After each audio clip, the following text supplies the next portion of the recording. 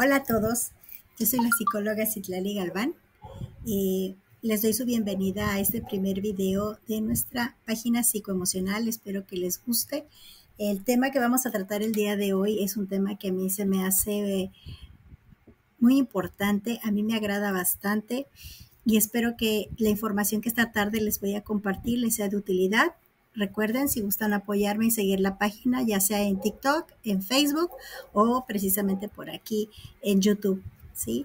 Antes que nada, les agradezco el que me vean y pues sin más preámbulos, vamos a comenzar. El tema que este día vamos a tratar es conociendo la ansiedad, ¿sí? Los temas que hablaremos son una breve introducción, datos de interés, responder qué es la ansiedad, si esta es mala y cuándo debemos de poner atención, los tipos de trastorno más comunes que existen, los síntomas, algunas posibles causas, tipos de tratamiento y diagnóstico y obviamente mis datos de contacto, ¿sí? Por si gustan seguirme, ya les dije. Bueno, pero ¿qué es la ansiedad? Como hemos visto en diferentes redes sociales, se ha vuelto bastante común esta palabrita, ¿no? Este concepto.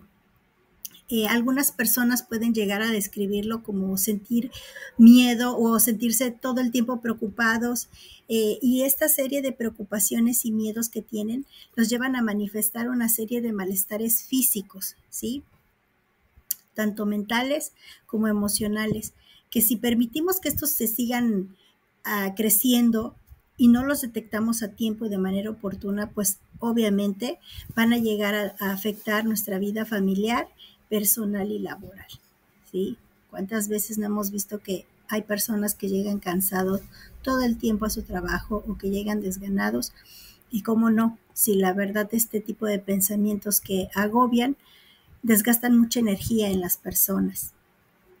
Unos pequeños datos de interés, por ejemplo, es que la OMS nos dice que el trastorno de ansiedad es el trastorno mental más común a nivel mundial, ¿sí? Y por ejemplo, en el 2019, al menos alrededor de unos 301 millones de personas manifestaron esta situación, siendo las mujeres, el sexo femenino, las personas con mayor predisposición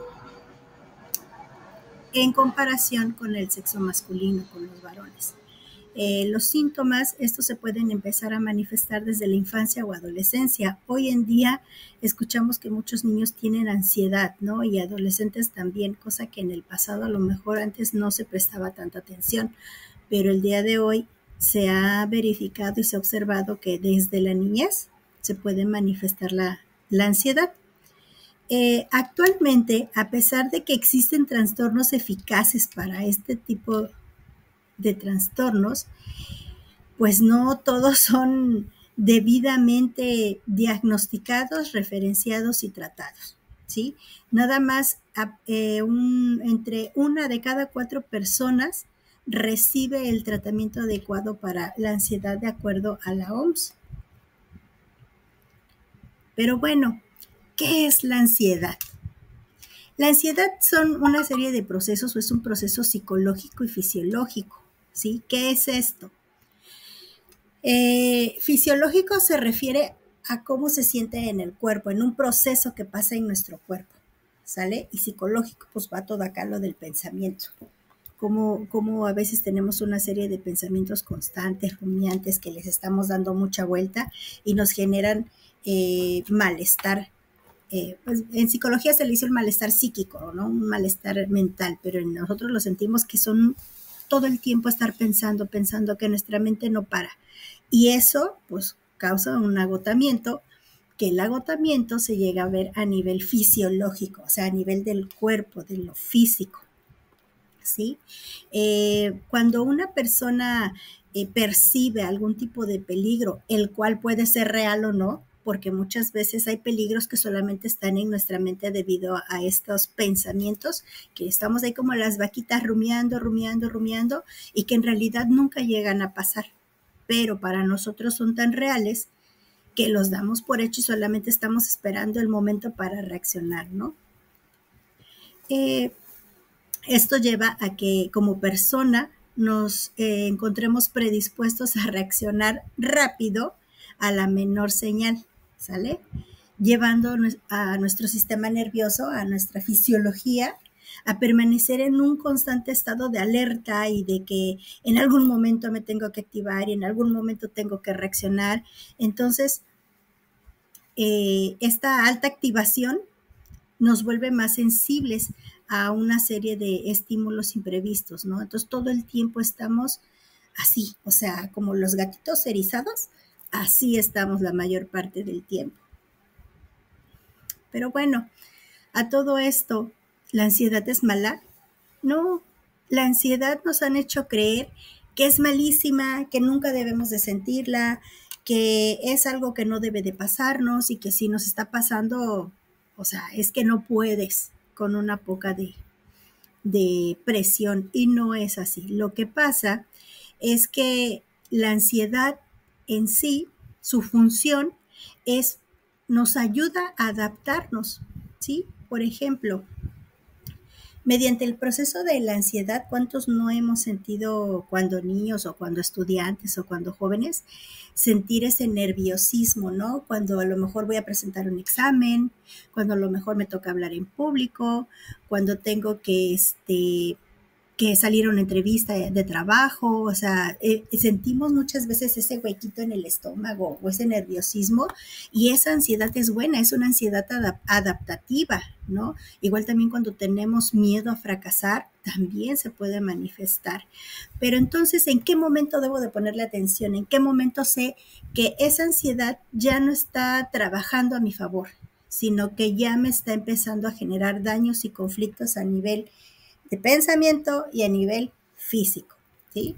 Bueno, pues esto va a suceder cuando de manera repentina y de forma injustificada o aparente aparezcan estas sensaciones, ¿sí? O estos pensamientos o estas emociones exacerbadas.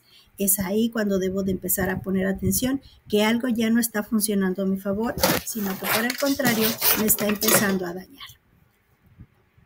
Un ejemplo es cuando siento un malestar físico o fisiológico, que este va a empezar a afectar mi desarrollo en las actividades diarias.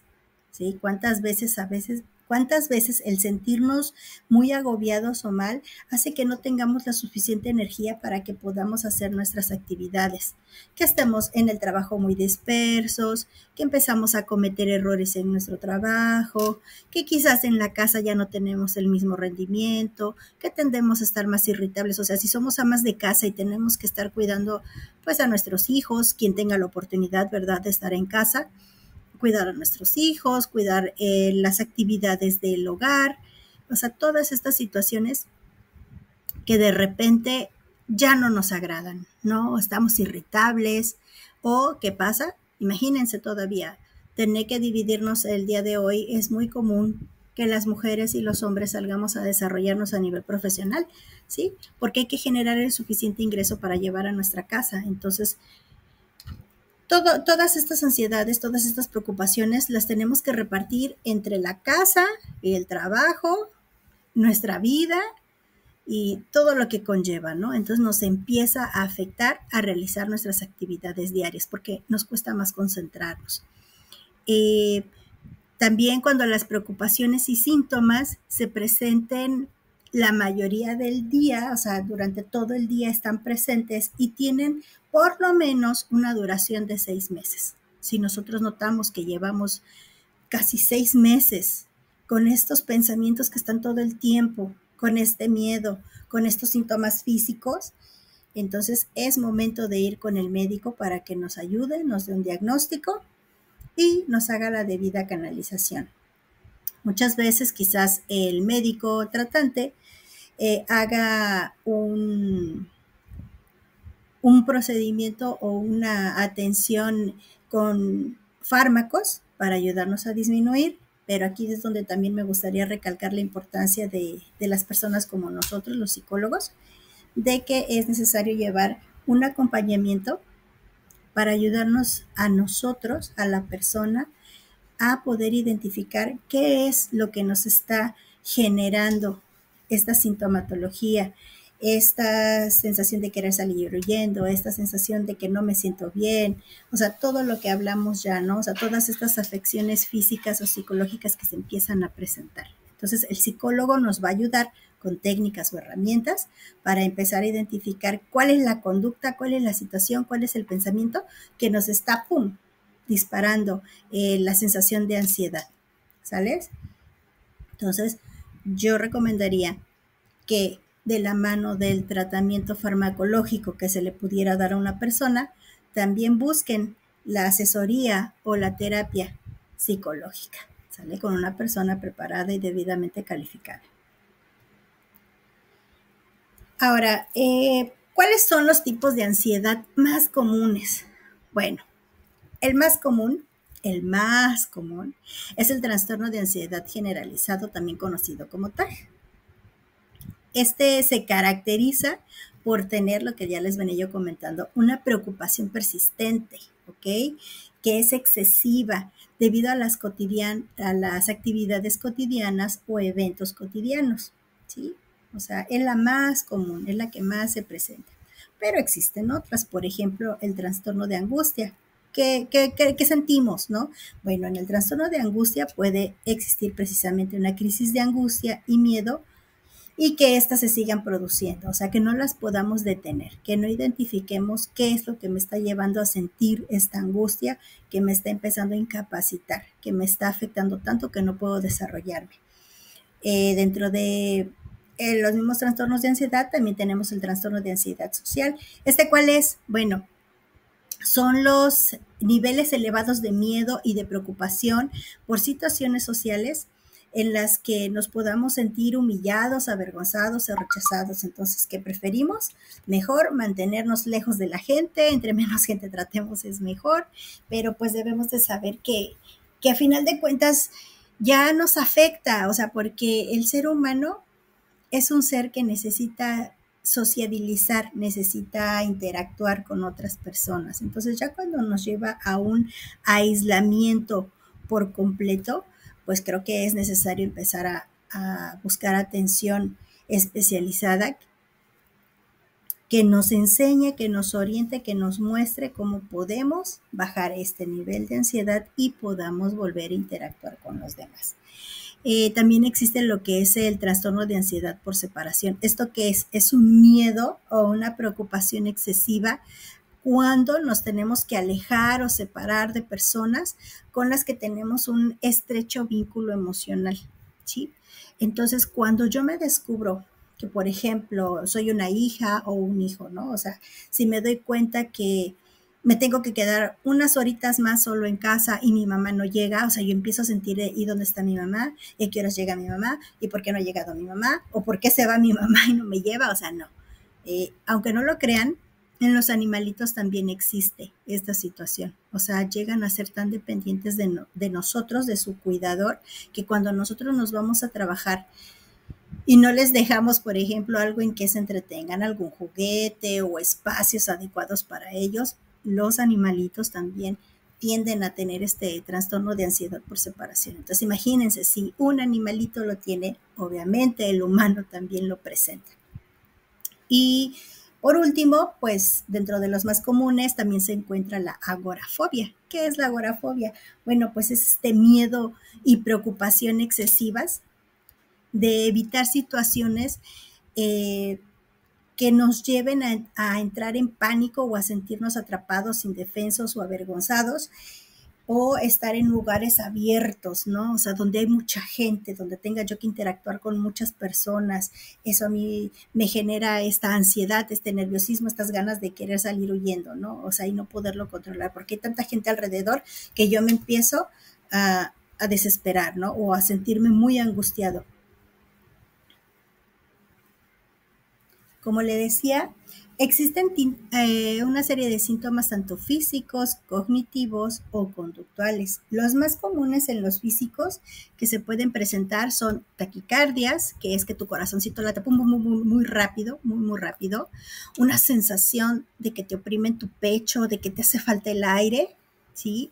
O estás muy tenso, o sea, todo el tiempo estás así contraído, o sea, bien que sientes que te duele la espalda, te duele el cuello, te duelen los hombros, ¿no? Porque precisamente estás contraído todo el tiempo debido a esta tensión muscular, o podemos temblar también. Pueden aparecer un sudor frío, podemos tener una sensación de hormigueo en las extremidades, como por ejemplo en las manos o en los pies, en las piernas, en la cara, también llegamos a sentir esta sensación de hormigueo. Tenemos dificultad para poder dormir en la noche, para poder conciliar este sueño, y que a lo mejor antes no teníamos esta situación. Podemos despertarnos varias veces en la noche como con un sobresalto. Pueden también pasar dos cosas: o podemos tener mucho apetito o podemos dejar de comer, porque sentimos a veces un nudo en el estómago o un nudo en la garganta que no nos permite pasar este bocado. O el caso contrario es querer comer, comer, comer, comer y no tener una sensación de satisfacción que nos lleve a sentirnos satisfechos a pesar de que hemos ingerido grandes cantidades de alimento. O sea, y nosotros nos percatamos de que decir, estoy comiendo de más, o por qué no me siento llena a pesar de que ya vi que me terminé lo de mi plato, lo que normalmente consumo, y aún así yo quiero seguir comiendo. O sea, no tener estos topes, ¿no? Este tope de decir, pues es que ya comí suficiente, o decir, es que sabes que no tengo hambre, no tengo esta necesidad de ingerir un alimento, o siento un nudo en la garganta que no me permite pasar el bocado. Esas también son, ¿no? O lo que les decía, esta tensión o nudo en el estómago, esta sensación como de vacío. También podemos tener sensaciones de mareo, ¿sí? En los síntomas cognitivos, que lo cognitivo me gustaría que se entienda más sencillo. Lo cognitivo es todo lo que son los pensamientos. Lo cognitivo es referente a la forma de pensar o el pensamiento, ¿sí? Bueno, podemos presentar pensamientos excesivamente negativos o catastróficos, ¿sí? O sea, de situaciones que en este momento no están sucediendo, que muy probablemente no sucedan, pero que están todo el tiempo presentes en nuestra mente. O sea, decir, un ejemplo, es que, ¿qué voy a hacer si mi mamá se muere, no? Así llega ese pensamiento, ¿no? ¿Qué voy a hacer si mi mamá se muere? Me voy a sentir muy triste, es que me voy a quedar sola o solo, voy a sentir mucho miedo, ¿qué va a ser de mí? Voy a quedar desvalido o desvalida. O sea, y son pensamientos que a lo mejor nuestra mamá o nuestro papá o un familiar o la mascota están sanos. No hay necesidad de preocuparse por eso, ¿no? O sea, no hay algo aparentemente. Sí, pueden llegar a suceder accidentes y pues es algo que nunca se tiene previsto, pero por ejemplo, es un pensamiento que si nada más llega de la nada, o sea, que no hay nada que lo fundamente, pues lo estamos sufriendo ya de manera innecesaria, ¿sales? Y son o negativos, ¿no? O decir, es que, ¿y si no me dan el trabajo? ¿Y si creen que soy muy tonto? ¿Y si, ¿no? Y entonces en realidad no está pasando. O sea, tú tienes que ir, te presentas a tu entrevista, haces tus exámenes psicométricos y es lo que tienen que hacer y ya. O sea, tú simplemente tienes que hacer lo que te corresponde, no estar pensando en el easy, ¿sí? Porque no vamos a obtener nada, solamente generarnos angustia o ansiedad. También cuando tenemos esta serie de pensamientos recurrentes de miedo, hacen que aparezcan síntomas físicos, ¿sale? Entonces, no, también hay que cuidar mucho o poner atención a estos pensamientos de miedo, ¿sí? Que aparezcan.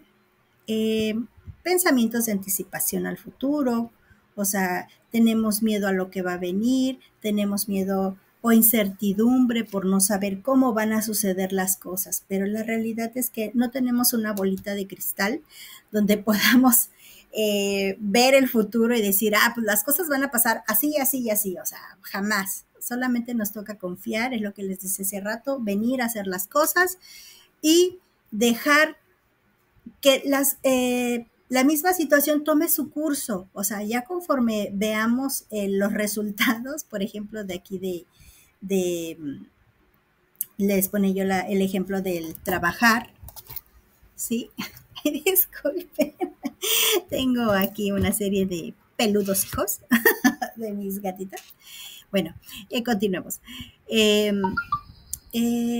como les decía, pensamientos de anticipación al futuro, con miedo a lo que pueda venir, podemos presentar mayor dificultad para tener nuestra atención plena y estar concentrados. Esta situación lleva a que nuestra capacidad de memoria se vea muy disminuida porque nuestra mente está tan ocupada que no le damos permiso de que lleve sus propios procesos. En este caso, pues el proceso de memorización, ¿no? O el proceso de memoria, donde el cerebro pues también empieza a elegir si es a corto, mediano o largo plazo la información que va recibiendo. No le permitimos que tenga su proceso de descartar. Esto sí es importante, esto no, esto pues más o menos, entonces te la mantengo a memoria de mediano, corto y largo plazo, ¿no? O sea, lo que no es tan importante, bueno, pues ya se va a la de corto plazo. La que es mediana importante se queda en la media y la que es muy importante se queda a largo plazo, como por ejemplo una habilidad, ¿no? Que conducir un vehículo. Esa ya una vez que la mecanizamos, ya se queda a lo largo de nuestra vida, ¿no? A lo mejor pase en algunos años en que no conduzcamos, pero cuando nos subimos nuevamente a un coche, en automático nuestro cerebro logra rescatar esa información que ya tenemos por ahí almacenada y pues a lo mejor volvamos a retomar nuestro auto con cierto temor o cualquier vehículo en el que hayamos tenido experiencia de conducir, hasta una motocicleta, y aunque al principio quizás lo hagas con temor, ya después vas a tener bien presente esa habilidad y ¡pum! Vas a andar como si nada todos los días. Y también podemos presentar esta sensación de desorientación o de pérdida de control, ¿ok? Y cuando estamos ya muy sobrecargados, podemos llegar a sentir miedo a perder la razón. Coloquialmente, sentir que nos vamos a volver locos, ¿sí? O sea, porque estamos ya tan desgastados a nivel de nuestros pensamientos, a nivel mental, que empezamos a sentirnos rebasados y empezamos a tener miedo a perder la razón. Bueno, algunos síntomas de conducta, por ejemplo, son que empecemos a evitar a ir a sitios muy concurridos o puede llegar a existir que ya no querramos salir de casa. ¿Ok? También se pueden llegar a evitar tener este contacto social. El que entre menos veamos gente es mejor. Hay que ponerlo atención porque hay que ver desde dónde ya nos nace el no querer ver gente. Quizás haya procesos por ahí escondidos que necesitamos ponerles atención y poder identificar. Comprobar constantemente que tengamos el control de las cosas, ya sea sobre el futuro, porque tenemos miedo al futuro o esta incertidumbre o miedo a una enfermedad. Y por último, comprobar constantemente que todo esté en orden para que nosotros sintamos que tengamos el control y eso nos dé una sensación de bienestar, ¿sí? Una sensación de control en nuestra vida. Bueno, pero ¿cuáles pueden ser estas posibles causas, ¿no? O sea, ¿qué es lo que nos lleva a desarrollarlo? Bueno, pueden ser factores sociales, psicológicos y biológicos. Por ejemplo, cualquier tipo de abuso, ya sea el abuso emocional, el abuso físico, el abuso psicológico, el abuso sexual. Sí, hasta el abuso laboral también nos llega a hacer que desarrollemos estados de ansiedad. ¿Sí? Pérdidas importantes, como pueden ser perder algún familiar, ya sea por un distanciamiento, por alguna discusión, por alguna diferencia o por el simple hecho de lo que humanamente tenemos, ¿no? Certero, que es morir. Y después tenemos las experiencias de pérdidas laborales, a lo mejor tuvimos que dejar nuestro trabajo o nos despidieron o la empresa tuvo que cerrar.